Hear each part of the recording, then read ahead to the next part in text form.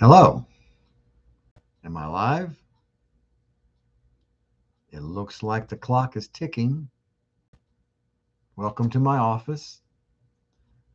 I am Dr. Cedric Wood, a family therapist, couples counselor, and individual counselor. I'm sorry about the overexposure here, but I wanted to just say real quickly that I'm going through a horrible situation. The lady of my life, I'll just say her name is Jill, who I love so much, and I've been dating and then taking care of for 7 years. But her health just went downhill precipitously about 2.5 weeks ago. And I became so concerned. What should I do? Well, of course, I got her loaded up in the car and took her to Presbyterian Hospital of Dallas. It's called Health Resources. And yes, we had to wait for a while. That's very normal. And then they got her back in there and did the basic assessment. And then they took her back to a room. I thought, good, this is the beginning. They're going to look at her and they're going to start taking care of her. And of course, I let her daughter, the one most involved in her life, know that I had taken her there. So when she got off of work, she came to visit her mom. So far, so good. But then her daughter went hysterical.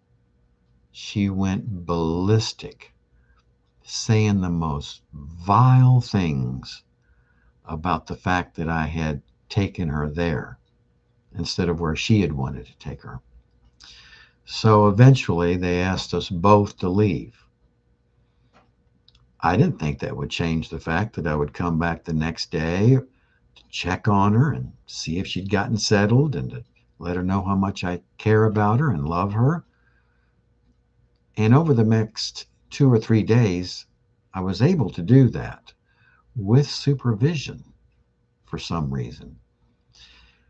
And then it became more difficult because they actually said, like, trespassing warning I was given. How does that happen?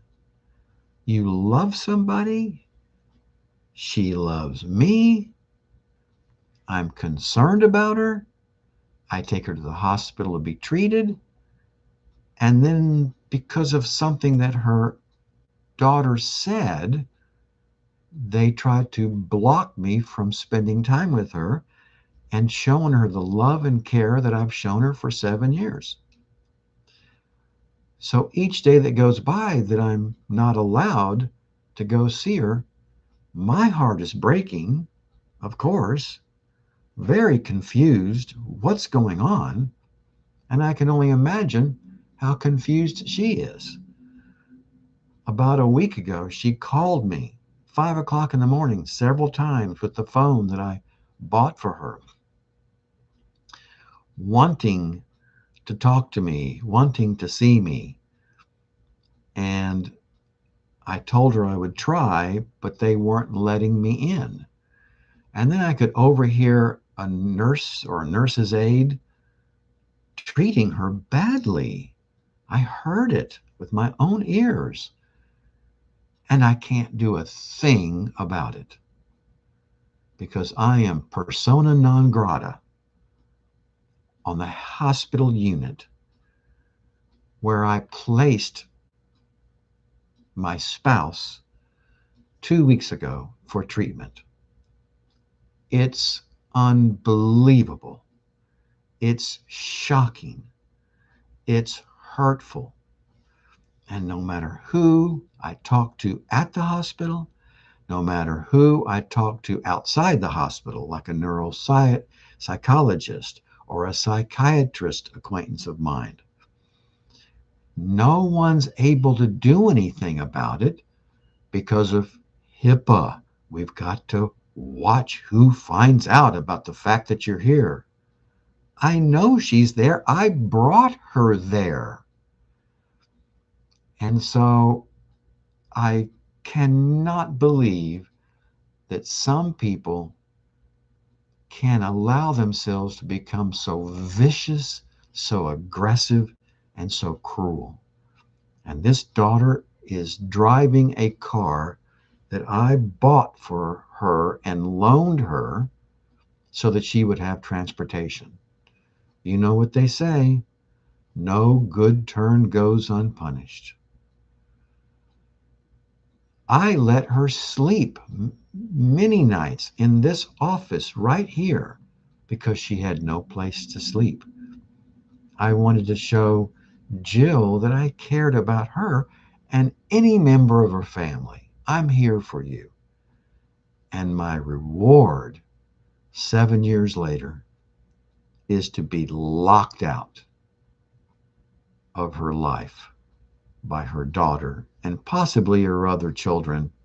By the way, her other three children didn't bother to come visit her for 6 years. Since 2018, they have not driven over to where Jill and I lived and spent time with her, gone to dinner with her. So all of a sudden, they have this vengeful, vicious need to grab control of their mother now that she's not feeling well. Is there anybody out there that could give me some advice? I am here to listen. Along the way, they got power of attorney. And I think that's what makes the hospital staff say, oh, well, that gives them the right to say that you can't visit. I'm not a lawyer, but I don't think so. It's medical power of attorney, which means they can call the shots for her treatment. But that doesn't give them the right to say, don't let her husband, her 7 year spouse, visit her to show her I care and I'm worried about her. It is one of the most shocking events of my life. And to see Presbyterian Hospital of Dallas, supposedly a hospital run by mature people, buy into and become party to this vicious, cruel, and I'll say sociopathic endeavor. As a mental health professional, I have studied psychology and family therapy and counseling. Oh, coming up on 40 years. And I've never been exposed so closely to a person who could be diagnosed with sociopathy before.